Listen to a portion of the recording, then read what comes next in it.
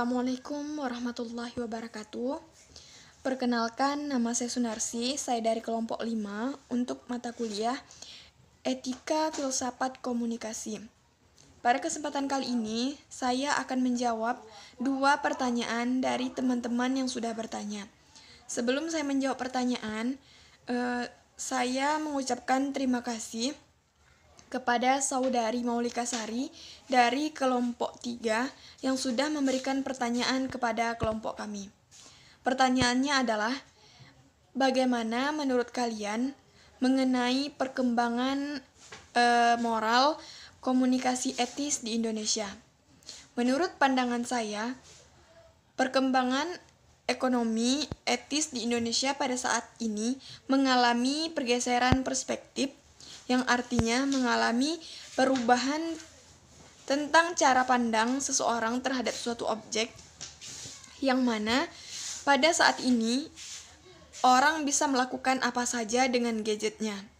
Dan saya juga sering melihat komentar-komentar yang kotor, bahkan tidak pantas diucapkan kepada seorang ulama yang merupakan keturunan Nabi Muhammad SAW. Dan dari situ kita bisa menilai kalau moral komunikasi etis di Indonesia saat ini mengalami kerusakan. Dan saya mengklaim itu semua terjadi karena kurangnya ilmu pengetahuan, attitude dalam berbicara, minimnya ilmu agama, serta adab terhadap orang yang lebih tua. Selanjutnya, saya mengucapkan terima kasih kepada saudari Bella Zatira dari kelompok 1 yang sudah memberikan pertanyaan kepada kelompok kami. Pertanyaannya adalah, jelaskan apa itu eksplorasi keadaan melalui pergeseran perspektif secara khusus. Jadi, eksplorasi keadaan itu adalah suatu penyelidikan atau penjelajahan dengan tujuan memperoleh pengetahuan lebih banyak tentang keadaan melalui pergeseran perspektif, yaitu cara kita memandang, mengartikan, dan menilai suatu objek secara khusus, yang mana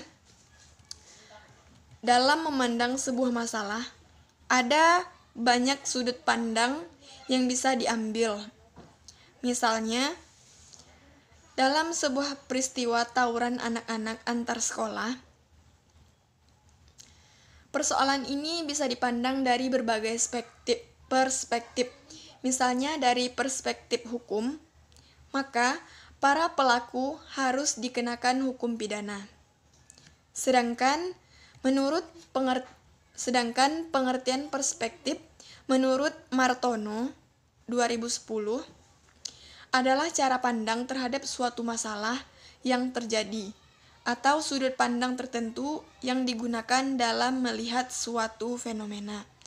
Mungkin cukup sampai di situ jawaban yang bisa saya berikan. Mohon maaf apabila masih mengalami kekurangan ataupun ada yang mau ditambahkan. Dan selanjutnya, pertanyaan selanjutnya akan dijawab oleh teman-teman saya. Sekian dari saya. Assalamualaikum warahmatullahi wabarakatuh. Akan menjawab pertanyaan-pertanyaan dari Melati Syurma dan Delvia. Dari Melati Syurma, bagaimana masing-masing bentuk pengaplikasian dari elemen kunci komunikasi etis? Nah, di sini kita dituntut harus pandai mengetahui yang pertama keadaan atau kondisi lawan bicara, jangan sampai kita membuat kondisinya tidak nyaman. Yang kedua, kita harus ramah, sopan, dan jujur. Yang ketiga, posisikan kita sebagai pendengar yang baik akan suatu masalah atau krisis yang terjadi agar kita mengenali apa yang sebenarnya sedang terjadi dan mencobalah untuk bersikap netral terhadap suatu kasus. Nah, yang keempat, pikirkan terlebih dahulu apa yang hendak kita sampaikan dan jangan asal bicara tanpa mengetahui permasalahan yang terjadi. Dan kelima, jangan mengendalikan emosi semata sehingga dapat menimbulkan suatu konflik baru dan kesalahpahaman yang bertindak sembarangan dan seenaknya dalam berkomunikasi. Delvia, coba jelaskan secara rinci apa yang dimaksud dengan penggunaan komunikasi untuk memanipulasi, terutama untuk mengejar tujuan yang dicurigai secara etis. Nah, banyak contohnya gini. Banyak penjabat yang melakukan komunikasi manipulatif untuk pencitraan. Nah, mereka berkomunikasi via media sosial atau media massa demi menaikkan popularitas. Nah, mereka memanipulasi fakta, bahkan menipu diri sendiri demi pencitraan dalam komunikasi politik. Nah, pencitraan demi popularitas ini disebut komunikasi manipulatif. Nah, politisi atau penjabat yang melakukan komunikasi manipulatif itu tak ubahnya pengemis yang pura-pura cacat untuk mengundang belas kasihan dari masyarakat. Assalamualaikum warahmatullahi wabarakatuh. Saya Sofia Maharani. Di sini saya akan menjawab beberapa pertanyaan dari teman-teman saya. Yang pertama adalah pertanyaan dari Ulia, kenapa etika sangat dipentingkan dalam berkomunikasi dan bagaimana cara menyikapi individu yang kurang beretika dalam berkomunikasi.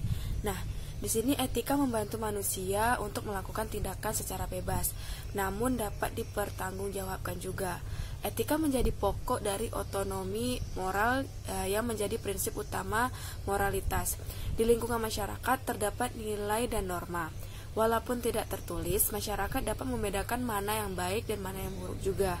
Inilah pentingnya menerapkan etika dalam berkomunikasi, baik kepada dosen maupun kepada orang lain. Kita sebagai public relation belajar mengenai etika komunikasi. Intinya adalah bagaimana kita bisa menghargai orang lain dalam bersosialisasi, termasuk dalam berdiskusi yang baik juga. Semua itu perlu dilakukan agar pesan atau informasi yang hendak kita sampaikan kepada umum dapat tersampaikan dengan baik. Penting juga bagi kita untuk mengetahui mana hal yang bisa dibagikan ke publik dan juga mana yang sensitif. Terlebih bila menyangkut hal yang menjadi rahasia, tentulah tidak bisa dibagikan begitu saja. Pastikan selalu meminta izin sebelum menyebarkan sebuah informasi yang berkaitan dengan seseorang dan mampu menjaga perasaan publik pada umumnya. Baiklah, selanjutnya saya akan menjawab pertanyaan dari Elsa. Berikan contoh moral pasca konvensional dalam kehidupan di perkuliahan kita sebagai manusia. Saya ada contoh, yaitu ada pertemanan antara Abdul, Kevin, Andi, dan Maya. Mereka besar di lingkungan yang berbeda. Abdul datang dan dibesarkan di lingkungan perokok, sehingga dia juga termasuk perokok yang berat. Kevin, dia tidak suka rokok, ayahnya adalah perokok berat, namun Kevin tidak pernah mau merokok. Walaupun sehari-hari dia sudah bisa dikatakan menjadi perokok pasif. Andi dibesarkan neneknya di pedalaman Papua. Ia hanya tahu bahwa tembakau yang dihisap adalah sakral, yaitu hanya boleh dilakukan saat upacara penting saja. Berikutnya ada Maya, memiliki bronkitis sejak lahir sehingga ia tidak bisa menghirup asap rokok. Nah, ketika mereka berada di kos yang sama, mereka bertengkar karena asap rokok Abdul sangat pekat dan mengganggu.